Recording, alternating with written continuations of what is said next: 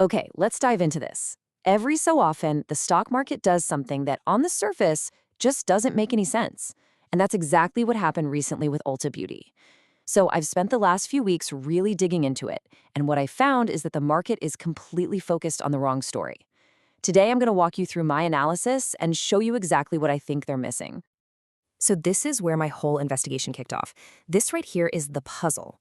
Ulta comes out, reports strong results, they beat expectations, and the stock just tanks. I mean, that's a huge disconnect, right? It's a major red flag for investors, and it immediately made me ask one simple question. What is the market so afraid of?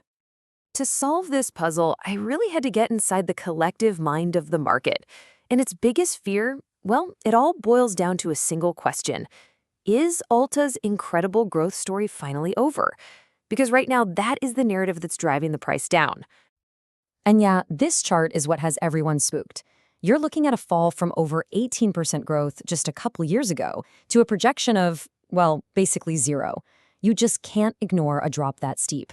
This is the absolute core of the negative story, and to be fair, it's a perfectly legitimate place to start an investigation. And let's be clear, these aren't just imaginary fears. These are real headwinds.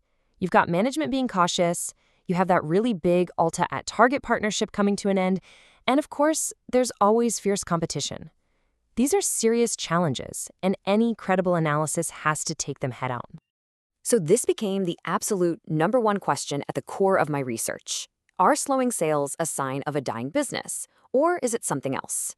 To find out, I knew I had to ignore the scary headline number for a minute and really dig into the company's financial engine to see if all this panic was actually justified.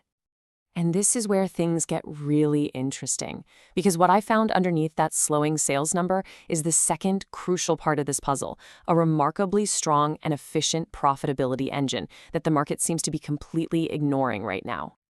Okay, check this out. This number, 42.8%, was the first major clue that told me the market is missing something big.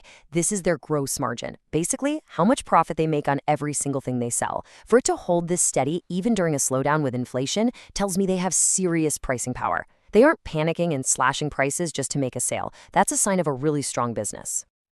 But look, profit on paper is one thing. The real test is whether that profit actually turns into cold, hard cash. And Ulta, well, Ulta is a cash compounding machine. The key metric we look at here is free cash flow. It's exactly what it sounds like. The real cash profit left over for shareholders after everything, and I mean everything, is paid for. It's literally the lifeblood of a healthy business. So what do they do with all that cash? This is the brilliant part. They systematically buy back their own stock. Think about it. By reducing the number of shares out there by about 30% since 2017, they automatically boost the value in the earnings for every single remaining share.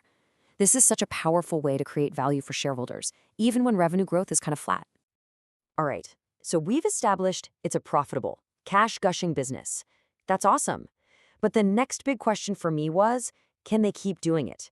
Is this strength sustainable? In other words, does Ulta have a real competitive advantage? What we call a moat. And the answer I found lies right here in this number. Almost 46 million active loyalty members. Let that sink in for a second.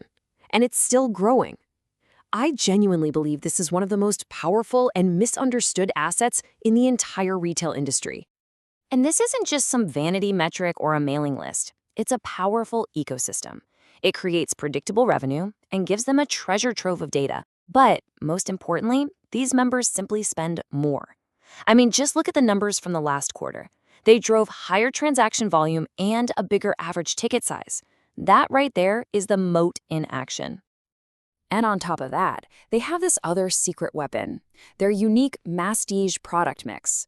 That's a blend of mass market and prestige brands. This makes them incredibly resilient. Think about it. When the economy gets tough, luxury shoppers might trade down to Ulta's prestige brands, while budget shoppers can trade up for an affordable treat. Ulta ends up capturing customers from both ends of the market. It's a fantastic defensive trait. So now that we understand the business's hidden strengths, the next part of my analysis was to look forward. You know, a great business is one thing, but I needed to identify what could actually reignite growth and maybe change the market's negative perception. And looking ahead, my research pointed to two major growth levers that the market is just sleeping on. First, they're finally making a real strategic push internationally into new, untapped markets like Mexico. Second, and this is key, they're launching a new digital marketplace. This is a brilliant, high margin way for them to expand their product line without having to take on all the inventory risk themselves. Okay, so let's pull all the threads of this research together. On one hand, you have legitimate short-term fears about slowing growth. I get it. But on the other hand, my analysis shows a highly profitable business with a deep competitive moat and some really clear catalysts for future growth. So the final question is, what is that worth? This was the final piece of the puzzle for me. Is this high-quality business on sale? Or is the current price simply fair, given all the risks? It all comes down to valuation. And wow, when you look at the valuation, the numbers are pretty stark. The stock is trading at a price-to-earnings ratio, which is just a common way to measure value, that's a full 33% cheaper than its own 10-year average. The market is pricing this company for a terrible future, not for its long history of strength. And that discount looks even steeper when you put Ulta next to its peers. The average competitor trades at a valuation that's over 50% higher. To me, this just screams that the market is failing to give Ulta credit for being a best-in-class operator. So when you put it all together, the story becomes crystal clear. You just tick the boxes, right? You've got a business with a durable moat that generates incredible cash flow. It has new ways to grow, it operates in a resilient sector, and right now it's trading at a huge discount. For me, all these pieces point to one single conclusion. So, for all of these reasons, my final verdict from this deep dive is that this is a compelling opportunity. I believe the market is totally fixated on short-term noise, and that's creating a really attractive entry point for anyone with a 1 to 2 year view. And really, that's what this all boils down to. Right now, the market sees risk, but my deep dive into the fundamentals reveals what I believe is a high-quality business on sale. The whole game in investing is about seeing the difference between temporary problems and permanent ones. The market sees risk. After all this analysis, I see opportunity. The question is, which one do you see?